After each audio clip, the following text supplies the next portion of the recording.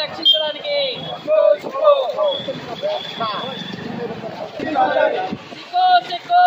నిందితుల్ని తప్పించుకోవడం నటించాలి ప్రభుత్వాల ఉండి వైఖరి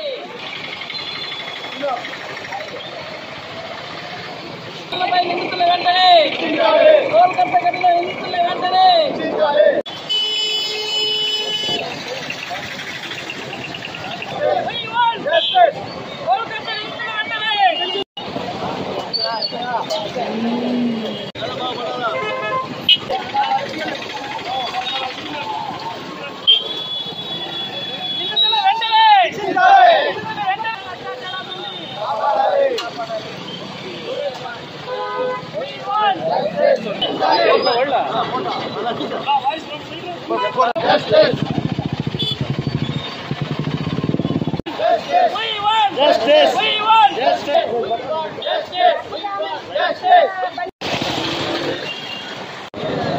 అత్యంత దారుణంగా అత్యాచారం చేసిన నిందితులను ఇంతవరకు కేంద్ర రాష్ట్ర ప్రభుత్వాలు కనీసం అరెస్ట్ చేయలేదంటే ఇంత దారుణ విషయం ఇది.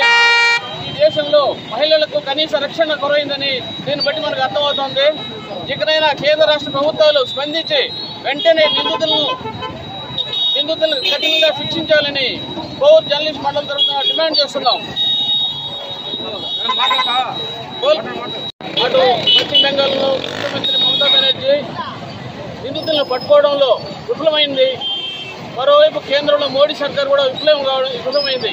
దీంతో విధి లేక సుప్రీంకోర్టు జోక్యం చేసుకుని దీన్ని సుమోటోగా కేసులు స్వీకరించడం ఈ దేశంలో వ్యవస్థలు ఎంత దెబ్బతిన్నాయో, ఎంత పూర్తిగా వైఫల్యం చెందాయో ఈ తార్కాణంగా తెలుస్తోంది. సుప్రీంకోర్టు జోక్యం చేసుకుని టాస్క్ ఫోర్స్ కమిటీని ఏర్పాటు చేయడం ఎంతో హర్షణీయము.